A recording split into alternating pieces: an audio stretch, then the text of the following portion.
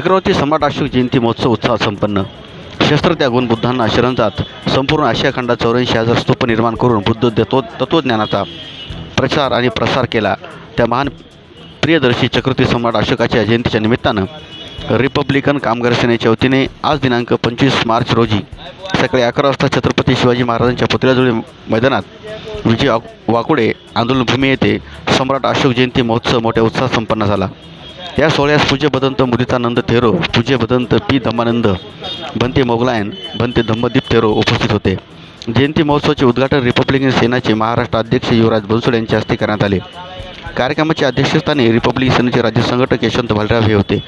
यावेळी प्रमुख वक्ते म्हणून प्राचीन बौद्ध स्तूप धम्मलिपी लेणी अभ्यासक सागर कांबळे यांचे झाले। तत्पूर्वी कार्यक्रमाच्या प्रारंभी शहरातील आंबेडकरी कवी गायकांच्या गायनाचा कार्यक्रम घेण्यात आला। या कार्यक्रमाचे आयोजन रिपब्लिकन सेनेचे मराठवाडा कामगार आघाडीचे अध्यक्ष महेंद्र सानके यांच्या वतीने करण्यात आलं होतं। यावेळी आशिष वाकोडे, मंगेश ओबाळे, पांडुरंग सरकटे, अरविंद पांडे, अशोक कांबळे, सुनीता साळवे, संजय गायकवाड यांची प्रमुख उपस्थिती होती। तर सोहळ्यास शहर व जिल्ह्यातील उपासक उपासिका यांची मोठ्या संख्येने उपस्थिती होती।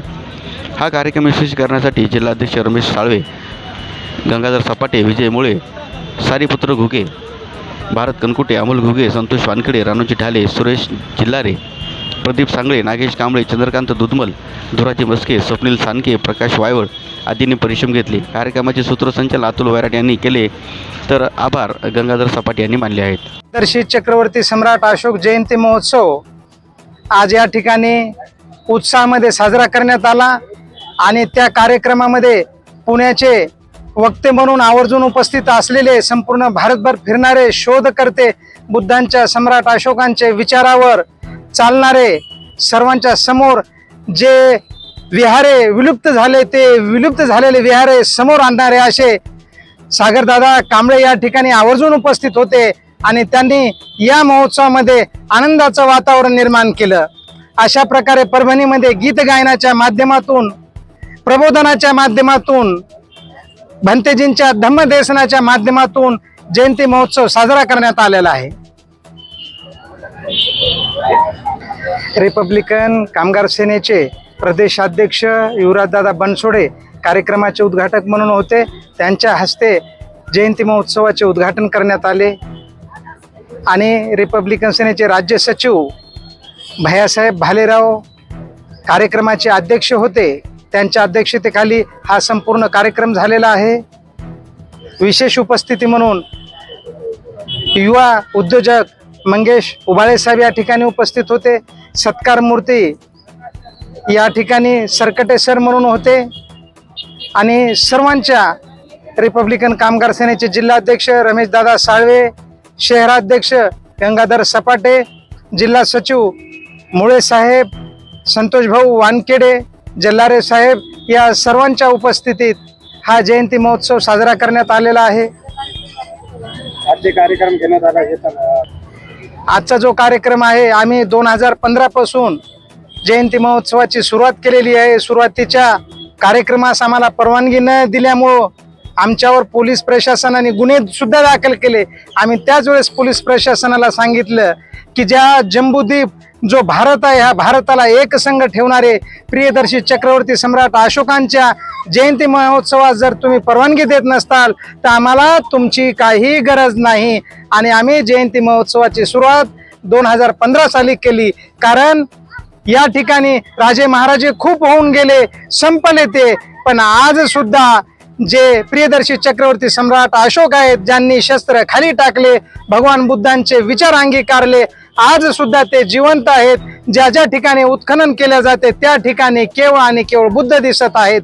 म्हणून हा देश दुसऱ्या तिसऱ्या कोणाचाही नसून हा देश केवळ आणि केवळ बुद्धांचा देश आहे। म्हणून आम्ही प्रियदर्शी चक्रवर्ती सम्राट अशोकांची जयंती हर वर्षी साजरी करत असतो।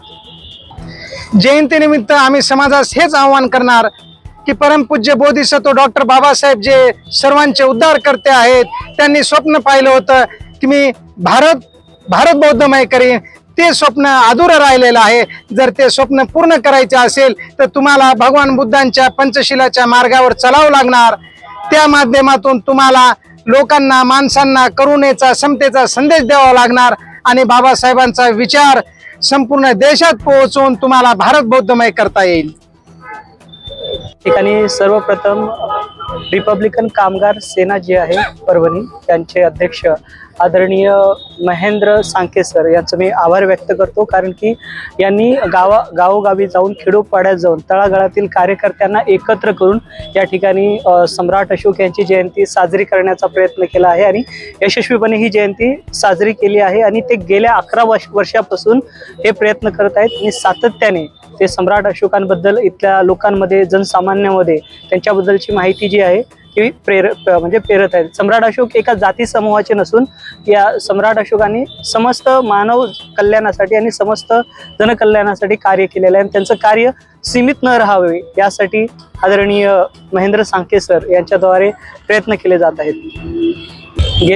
साधारणपणे गेल्या 8 वर्षापासून बोधिसत्व या यूट्यूब चॅनलच्या माध्यमातून ज्या ठिकाणी भगवान बुद्धांच्या निगडीत जे ऐतिहासिक वास्तू आहेत त्याच्यामध्ये स्तूप झाले, विहार झाले, स्मारक झाले, आज दुर्लक्षित आहेत, पूर्णपणे लोकांपासून अज्ञात आहेत आणि लोकांनी त्या स्मारकांना वेगवेगळ्या रूढी असतील वेगवेगळ्या परंपरेनुसार जोडलेलं आहे.